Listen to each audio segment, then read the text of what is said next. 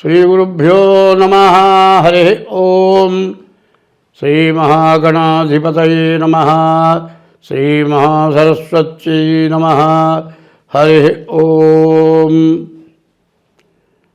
వందే శంభుమాపతిం సురగురుం వందే జగత్కారణం వందే పన్నగభూషణం మృగధరం వందే పశూనాం పతిం వందే సూర్యశశాంకవక్నినయనం వందే ముకుందప్రియం వందే భక్తజనాశ్రయం చ వరదం వందే శివం శంకరం. క్షోణితలంబునన్నెన్నొదురు శోకగమృక్కిముతింతు సైకతశ్రేణికి జంచరీక సైభవ సుందరవేణికి రక్షితామరశ్రేణికి దోజజాత భవ చిత్తవశీకరణైక వాణికి అక్షదామ సుఖవాదిజ పుస్తుకరమ్యపానికి. మరి 9వ రాశి ధనస్సు రాశి. ఈ ధనస్సు రాశి ఎట్లా ఉంది చూద్దాం. ఈ ధనస్సుకి రాహువు, గురువు, బుధుడు, కుజుడు, మరి 4 గ్రహాలు బాగున్నాయి. అందులో ఇది శ్రావణ మాసం. ఈ శ్రావణ మాసం లక్ష్మీ అమ్మవారిని పూజించే చాలా మంచి రోజులు. ఈ రోజుల్లో ఎవరైతే లక్ష్మిని పూజిస్తారో వాళ్ళకి ఐశ్వర్యం వస్తుంది. లక్ష్మిని పూజించాలి అంటే చాలా విశేషంగా చేయాలి. విశేషం అంటే లారీ పూలు తేవటం కాదు, పెద్ద పెద్ద విగ్రహాలు పెట్టడం కాదు, వినాయక చవితికి వినాయకుడి విగ్రహం పెట్టినట్టు కాదు. ఎందుకంటే పద్మం ముగ్గు వేయాలి. పద్మం ముగ్గు కంటే అమ్మవారి విగ్రహంతో పాటు కలశం అనేది పెడతాం. కలశానికి కొబ్బరికాయ రాసి కొబ్బరికాయకి పసుపు రాసి బొట్టు పెట్టి చెంబు వేసి చెంబుకి 3 ఆకులు వేసి కలశం పెడతాం. కలశానికి ఉన్న విలువ ఏ దేవుడి పటానికి లేదు. మొదట్లో ఈ కలశమే బ్రహ్మ, ఈ కలశమే విష్ణువు, ఈ కలశమే ఈశ్వరుడు, ఈ కలశమే రాముడు, ఈ కలశమే సీత, ఈ కలశమే లక్ష్మీదేవి. ఈ కలశానికి ఏం పెడుతున్నాం? చెంబు, 3 ఆకులు, కొబ్బరికాయ, 3 రకాలు పెడుతున్నాం. త్రిజన్మ పాప సంహారం, 3 జన్మల పాపం పోవటానికి మనం ఈ పూజ చేస్తున్నాం. ప్రతి ఇంట్లో కూడా కలశం. దీనికంటే ముందు, మనకంటే 100 సంవత్సరాల ముందు పల్లెటూళ్ళల్లో కొబ్బరికాయ కావాలంటే దొరకదు. శ్రావణ మాసం వర్షాలు కురుస్తూ ఉంటాయి, కూరగాయలు దొరకవు. మరి ఆ కూరగాయలు ఎండబెట్టుకొని ఉరుగులు చేసుకొని తినేవాళ్ళు. దేవుడు పూజ చేయాలంటే గోడకి పసుపు సున్నాలాగా రాసేవాళ్ళు. ఈశ్వరుడు పూజ చేయాలంటే అడ్డబొట్టు పెట్టేవాళ్ళు. విష్ణుమూర్తి, లక్ష్మీ పూజ చేయాలంటే పొడుగు బొట్టు పెట్టేవాళ్ళు. అమ్మవారికి అయితే మరి కళ్యాణం బొట్టు పెట్టేవాళ్ళు. అదే అందరు దేవుళ్ళు. మరి ఆ రోజుల్లో పటాలు లేవు, కలశాలు లేవు, కొబ్బరికాయలు లేవు. అది ఏమో చేతగాని భక్తి, వాళ్ళు సరిగ్గా చేయలేదంటాం కాదు. వాళ్ళు ఎంతో భక్తితో శ్రద్ధతో పూజ చేశారు. మరి భక్తి లేని పూజ పత్రి చేయటం అని భక్తితో చేశారు కాబట్టి మీరు ఇంతవరకు బాగున్నారు. వాళ్ళు చేసినట్లుగా మనం చేస్తున్నామని అనుకుంటారే వెళ్ళలేదు. వాళ్ళకి బోనమాలు రాకపోవచ్చు, వేలుముద్ర వేసేవాళ్ళే కావచ్చు.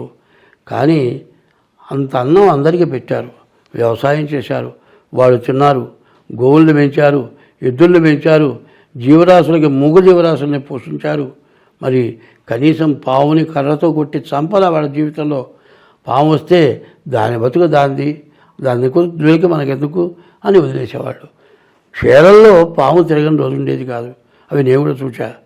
కానీ ఏ జీవరాశిని హింసించరా, ఎవరికి అపకారం చేయలే, ఒకళ్ళని ముంచి వాళ్ళు సంపాదించలే. అప్పుడు వాళ్ళు బాగున్నారు, వాళ్ళని కన్నందు మనం బాగున్నాం. కానీ కూడా మనం కూడా బాగుండాలి, మన పిల్లలు బాగుండాలి అంటే మన గ్రహస్థితి చూసుకోవాలి. అంతకుముందు విద్య ఉంది కాబట్టి ఇప్పుడు విద్య మీకు ఉండటం చేత మీ గ్రహాలేంటి, మీ జాతకం ఏంటి, ఇవన్నీ చూసుకోవాలి. ఇప్పుడు ఆగస్టు నెలలో ధనస్సు రాశికి వచ్చేప్పటికల్లా మరి 4 గ్రహాలు పూర్తిగా బాగున్నాయి. గురువు విద్యాకారకుడు, విద్యనిస్తాడు. బుధుడు వ్యాపారకారకుడు, శుక్రుడు లక్ష్మీకారకుడు, వివాహం అవటానికి, భార్య రావటానికి చాలా ఉపయోగపడుతుంది. కుజుడు భూమికి కారకుడు. మరి భూమి, ఇల్లు కానీ, స్థలం కానీ, పొలం కానీ, కొనాలని ఎన్నాళ్ళ నుంచో కోరుకున్న వాళ్ళు ఇవాళ పొలం కొనుక్కోవడానికి బాగా అవకాశం ఉంది.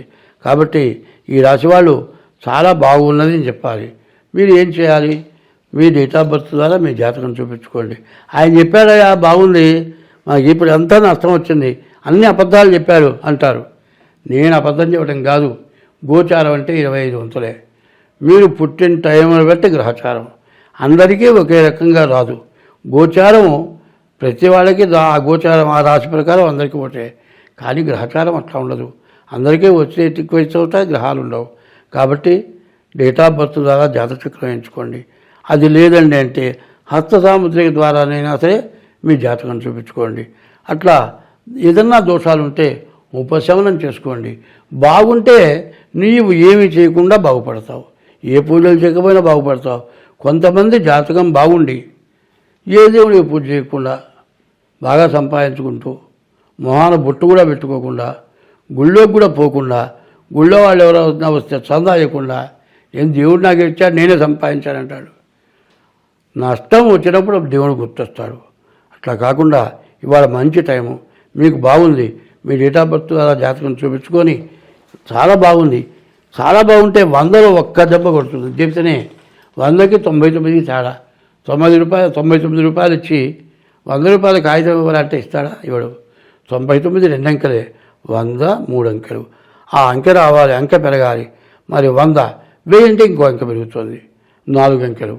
మరి ఇట్లా 10,000 వచ్చేవాడికి 5 అంకెలు, 6 అంకెలు వచ్చేవాడు 1,00,000. ఇట్లా నీవు పెరగాలనుకుంటే మీ జాతకం బాగుండనప్పుడు బాగుండేట్టుగా చేసుకోండి. బాగున్నప్పుడు వచ్చింది పోగొట్టుకోకుండా జాగ్రత్త పడండి. మీకు అన్ని విధాలా బాగుంటుంది. స్వస్తి.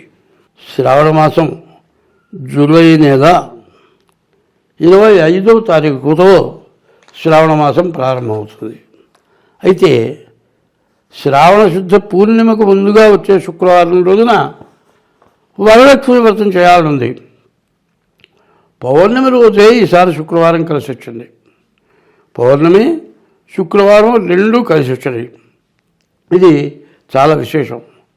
ఈ శ్రావణ మాసంలో ప్రతిరోజు అమ్మవారిని పూజించడం ఎంత వరకైనా సరే ఏదో గుట్లు అటువంటి సూతకాలు వస్తే తప్పితే మంచి వాళ్ళందరూ కూడా చేయటానికి అవకాశం ఉన్న వాళ్ళందరూ కూడా, ఎందుకంటే అవకాశం అంటే డబ్బులు కాదు, సూతకం ఉంటే చేయకూడదు. ఎంత డబ్బులతోనైనా అమ్మవారి పూజ చేయొచ్చు. శ్రావణ శుద్ధ పూర్ణిమ రోజు వరలక్ష్మి వ్రతం చేయాలి. కాదండి నాకు అంత శక్తి లేదంటే మరి ఊళ్ళోనే ఏదో గుళ్ళో సామూహికంగా చేస్తారు. అట్లాంటి చోటైనా వరలక్ష్మి వ్రతం చేసుకోవాలి. ఈ వరలక్ష్మి వ్రతం అయిన తర్వాత అమ్మవారి సూత్రం 9 పోగులతో ఒక తోరం అక్కడ పెడతారు. ఆ తోరం కుడి చేతికి కట్టుకునేప్పుడు మరి పద్మాసనే పద్మకరే సర్వలోకైక పూజితే నారాయణ ప్రియదేవి సుప్రీత భవ సర్వదా అని ఆమెని ప్రార్థించి మరి ఈ సూత్రం 9 దారాలతో కూడిన సూత్రాన్ని చేతికి కట్టుకోవాలి. చేతికి ధరించి అమ్మవారి పూజ చేసుకోవాలి. ఇది శ్రావణ శుద్ధ పూర్ణిమ ముందు శుక్రవారం ఎప్పుడు వచ్చింది అంటే మరి ఆగస్టు నెల 8వ తారీఖు శ్రావణ శుద్ధ పూర్ణిమ. ఈ శ్రావణ శుద్ధ పూర్ణిమ రోజు మరి వరలక్ష్మి వ్రతం తప్పనిసరిగా చేసుకోవాలి. అదే కాదండి, అమ్మవారు ఇచ్చేది కూడా కాదు, ఐశ్వర్యం అంటే ఈశ్వరుడు ఇచ్చేది కూడా ఐశ్వర్యమే. కాబట్టి శ్రావణ మాసంలో ఈశ్వరుడికి ప్రతిరోజు కూడా మరి శ్రావణ మాసం ప్రారంభం నుంచి చివరి వరకు కూడా మరి ఈశ్వరుడికి అభిషేకం చేసుకోవటం, గుళ్ళో అభిషేకం చేసే టైంకి వెళ్ళటం, మారేడు దాలు తీసుకెళ్ళి దేవుడికి ఇవ్వండి. ఆ అభిషేకం మీ చేతనైతే డబ్బులు కట్టి అభిషేకం చేయించుకోండి. అట్లా కాకపోతే కనీసం పూలు ఇచ్చి అభిషేకం దాకా ఉండి తీర్థం తీసుకోండి.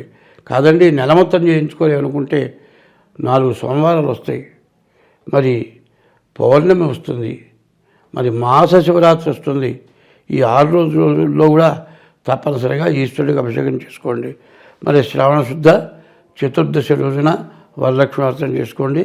ఈ సంవత్సరం మీరంతా సుఖంగా ధనధాన్య అభివృద్ధి కలిగి లక్ష్మీ వల్ల అనుగ్రహం కలిగి వరలక్ష్మి వ్రతం చేసుకున్న వాళ్ళు అంతా సుఖ సంతోషాలతో ఉంటారు.